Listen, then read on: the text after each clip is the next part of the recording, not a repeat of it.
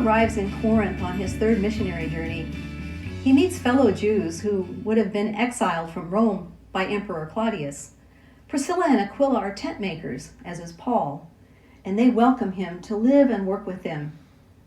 It is probable that Priscilla and Aquila were already followers of Jesus. They accompany Paul when he leaves Corinth 18 months later as part of his ministry team. The city of Corinth is a growing multicultural crossroads where many languages are spoken and religious pluralism abounds. Here, Paul encounters stiff opposition from Jews as he goes to the synagogue every Sabbath to bear witness to Jesus as the Messiah. Finally, in a moment of deep frustration, he renounces them with a familiar Jewish action, shaking the dust from his clothes. He will turn his attention to the Gentiles from now on, he proclaims. We can imagine him shaking his fist as well as his clothes. Here we encounter Paul's humanity in a way that resonates deeply with our own struggles to follow Christ in the face of hardship and resistance. Despite Paul's effective ministry in Corinth, as he establishes the church and baptizes many people, we know he is feeling the increasing pressure of opposition with mounting apprehension.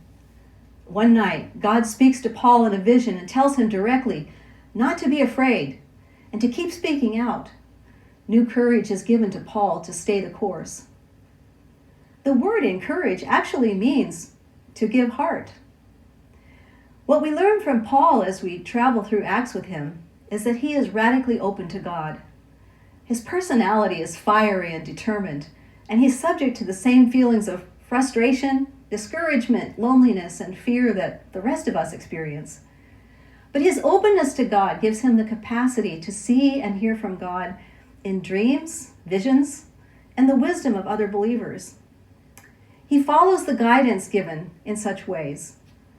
Paul's profound openness to and responsiveness to God, his acceptance of God's encouragement or giving heart to him, is exactly what is needed in the church today.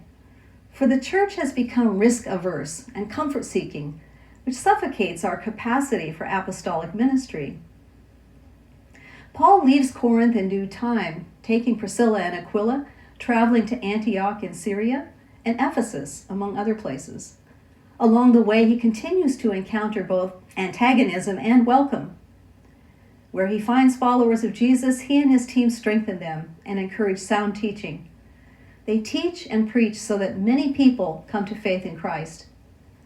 Where Paul runs into opposition, he persists until it is once again time to shake the dust off his clothes, at which point he goes where doors are open to his message.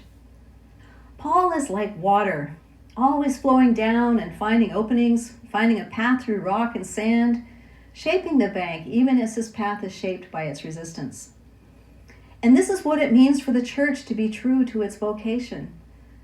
The word apostle means one who is sent out. The greatest challenge for the church today is to recover its apostolic identity. As Dietrich Bonhoeffer taught, we are the church only to the extent that we are the church for others.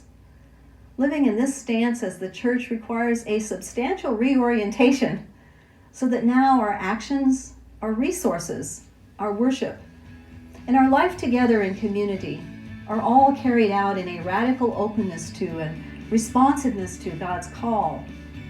This is the kind of church the world needs to experience, for if it does not, it will not encounter through us the living God.